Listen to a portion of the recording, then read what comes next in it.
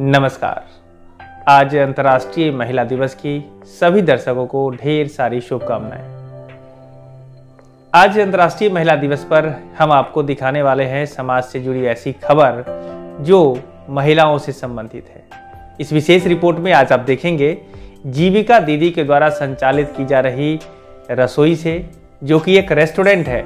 हाँ, मैं आपको बता दूं कि दीदी की रसोई से आप जो अनुभव करेंगे उससे मैं ये भी आपको बता दूं, ये रेस्टोरेंट, क्योंकि आजकल ये भाषाएं बड़ी प्रचलित है रेस्टोरेंट की और वो आप बेहतर समझ पाएंगे। तो दीदी की रसोई वर्तमान समय का एक ऐसा रेस्टोरेंट जो कि स्वास्थ्य विभाग, जीविका के सहयोग और दीदियों के सहयोग से चलाया जा रहा है। और यह बिहार के तमाम सदर अस्पताल, जो जिला स्तरीय अस्पताल होते हैं, उसमें आपको देखने को मिलेगा। अभी तक जानकारी के हिसाब से बिहार स्तर पर 41 जीविका दीदी की रसोई चलाई जा रही है और इसमें सदर अस्पताल में आपको लगभग मिल ही जाते हैं। आज जो मैं आपको दिखाने जा रहा हूं, आप देख भी रहे हैं कि स्क्रीन पर कि दीदी की रसोई का जो रेस्टोरेंट जो है, ये जो दीदी की रसोई है, ये सदर अस्पताल मुजफ्फरपुर के प्रांगण में आपको दिखेगा।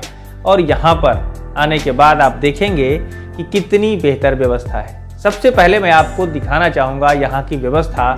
आप इसे देखें और देखने के बाद आकलन करें कि कितना बेहतर कार्य यहाँ पर किया जा रहा है। और वो भी सभी जो यहाँ पर कर्मी हैं, जो काम करने वाले हैं, वो दीदियाँ हैं, तो उन लोगों के माध्यम से किया जा रहा है। तो कितना नारी का सशक्तिकरण हुआ है हमारे समाज में, वो भी आपको देखने को मिलेगा। तो पहले इसको देखें कि कैसी है ये दीदी की रसोई और फिर हम लोग बात करते हैं कि आपके विचार में और क्या कुछ बेहतर होना चाहिए।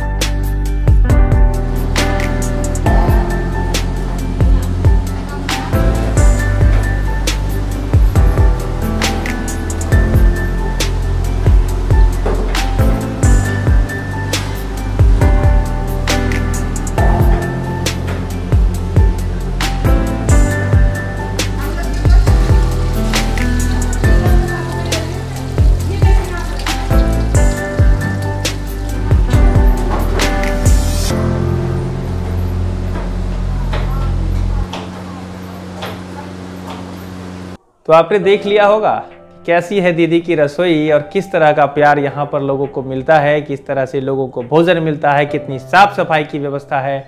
और मैं आपको बता दूं कि यहाँ पर जो भोजन मिलता है उस भोजन में आपको ये अपनापन दिखेगा कि यहाँ जो मरीज आते हैं वो तो खाते ही खाते हैं, उनके परिजन आकर वहाँ पर खाते हैं। और साथ ही साथ ये दीदी की रसोई सिर्फ मरीज और उनके परिजनों के लिए ही नहीं है, अगर आप बाहर से अपने परिवार के साथ भी जाते हैं तब भी आपको यहाँ प्यार मिलेगा। और इसको लेकर के भी यहाँ के संबंधित जो अधिकारी हैं उन्होंने भी अपनी बात रखी है। मैं आपको वो भी बताना चाहता हूँ कि किस तरह से दीदी की रसोई चलती है, कितना यहाँ पर लोगों का सहयोग किस तरह का होता है, कितनी लागत आई है, वो भी सारी बातें आपको मैं बता रहा हूँ, आप इन्हें भी ज़रूर सुन लें। दीदी की रसोई आर्थिक रूप से जीविका की जो दीदियां हैं उनको मजबूत बनाने के लिए वो पहले जो दीदियाँ हैं उनको हम लोग कुडुमश्री एनआरओ था जो उसमें उसका ट्रेनिंग करा करके, और यहाँ पे ट्रेनिंग करा कर होटल मैनेजमेंट पे ट्रेनिंग कैप्सूल कोर्स में 6 दिन का करवा करके यहाँ पर हम लोग इन लोग को ट्रेन करा करके रखे हैं। और ये पूरी तरह से सुबह से लेकर के शाम तक 3 रोस्टर में ये लोग यहाँ काम कर रही है। यहाँ पर गुणवत्ता युक्त जो खाना है, भोजन है, उससे यहाँ पर जितने भी ग्राहक आ पा रहे हैं, साथ में जो दीदी की रसोई अस्पताल में भी यहाँ पर सदर अस्पताल में जो सेवा दे रही है उसमें भी पेशेंट के बीच में भी काफ़ी सेटिस्फैक्शन है। तो इस पूरा का पूरा जो है यहाँ पर क्लीनलीनेस, सफाई और उसका जो गुणवत्ता है उस पर फोकस किया जा रहा है। अभी तक जो दीदी की रसोई है वो 41 दीदी की रसोई पूरे बिहार में कार्यरत है। साथ में अनुमंडल जितने भी अस्पताल है वहाँ पर भी कार्यरत होने की दिशा में काम हो रहे हैं।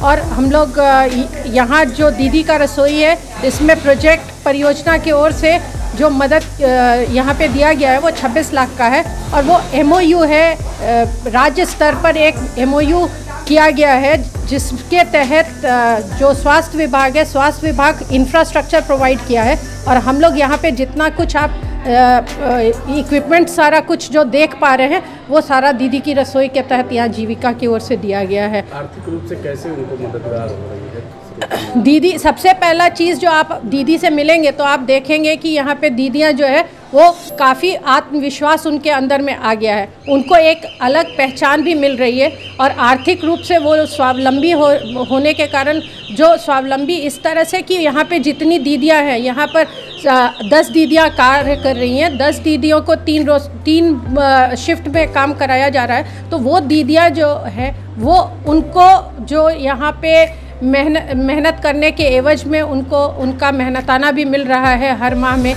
तो उससे उनके अंदर में एक आत्मविश्वास बन पा। ग्राहकों के लिए, ग्राहक को तो यहाँ पर भगवान ही मान रहे हैं, तो ग्राहक के लिए हर तरह की सुविधा यहाँ पर है। पर डे का मेनू का लिस्ट यहाँ पे दिया हुआ है। और जो भी यहाँ पे जिस तरह से भी उनका डिमांड है, यहाँ तक कि अगर कोई पेशेंट के परिवारजन उनके अटेंडेंट अगर आते हैं किसी भी समय, अगर गर्म पानी का भी अगर वो डिमांड करते हैं तो वो तक भी यहाँ पे दीदी की रसोई देने के लिए सुबह 8 बजे से लेकर रात के 8 बजे तक दीदी की रसोई तत्पर है। और वो हमेशा जो है वो ग्राहक की सेवा के लिए हमेशा है। दीदी की रसोई में सारे लोग आमंत्रित हैं। यहाँ पर ऐसा नहीं है कि केवल पेशेंट्स के लिए, चूँकि यहाँ पे हम पहले ही ये इसका यूनिक सेलिंग प्रपोजिशन है कि इसका गुणवत्ता और इसकी सफाई, ये अच्छे जगह से भी आपको अच्छा ही नज़र आएगा। और यहाँ पे ऐसा आपको नहीं फील होगा कि आप अस्पताल के एक ऐसे कोने में एक अच्छे से जगह पे आप बैठे हैं। जब आप यहाँ पे बैठ कर के खाना खाएंगे तो और जो कुछ भी आप ऑर्डर करेंगे वो आपको यहाँ पर उपलब्ध होगा। तो सभी से निवेदन होगा कि वो लोग आएँ और आकर के इसकी सेवा का लाभ उठाएं, और इससे हमारी दीदी को भी उनका भी मनोबल बढ़ेगा और उनको भी सेवा करने का मौका मिलेगा।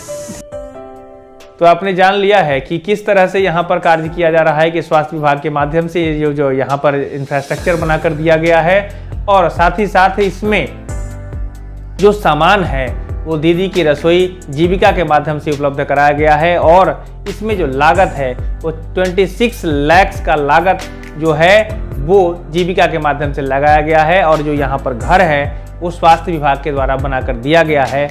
और दीदी को भी यहाँ पर मेहनताना भी मिल रहा है। और साथ ही साथ मैं आपको बता दूं कि ये जो पूरा रेस्टोरेंट है इसमें जितनी भी दीदी हैं जो इससे जुड़ी हुई हैं उन लोगों का ये बिजनेस भी है, और इससे जो भी फायदा मिलेगा वो सारी दीदियों में डिस्ट्रीब्यूट होगा, ऐसी भी जानकारी सामने आ रही है। तो ये बात मैं आपको बताना चाहता हूँ आज अंतर्राष्ट्रीय महिला दिवस पर कि हम सब बढ़ रहे हैं। बहुत सारी बाधाओं को हम लोगों ने पार किया है, और विशेषकर माताओं बहनों के साथ जितनी समस्या हुई है, हमारे समाज की जो स्थिति जैसी भी रही है, लेकिन अब वो बदलाव आ गया है।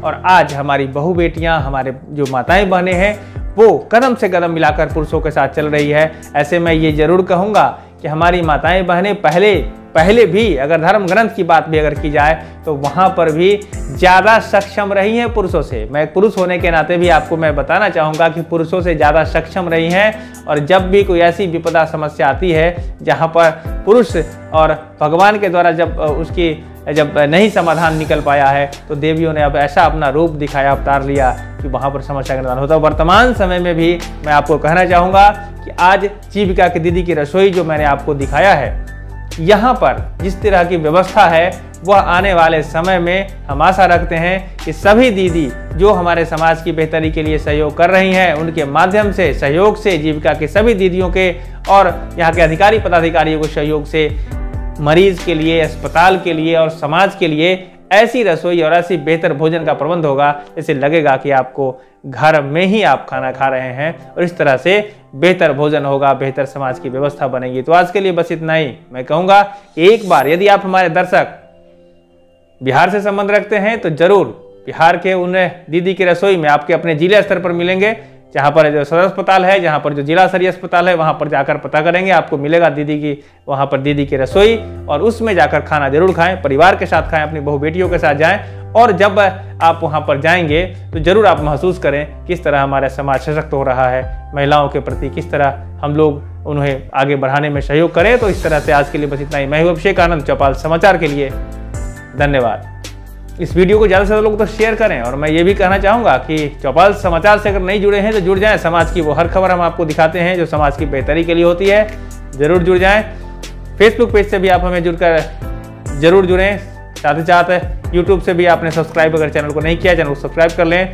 इंस्टाग्राम पर भी आप हमें फॉलो कर सकते हैं, ट्विटर से भी आप जुड़ जाएँ। और व्हाट्सअप का भी नंबर डिस्प्ले कर रहा है, नंबर है 6206610060। आप उस नंबर पर हमें संपर्क करें। हमारी टीम आपसे भी संपर्क कर कोई बेहतर जानकारी होगी तो समाज में पहुंचाने का प्रयास करेगी। तो आज के लिए बस इतना ही। मैं अभिषेक आनंद, चौपाल समाचार के लिए धन्यवाद।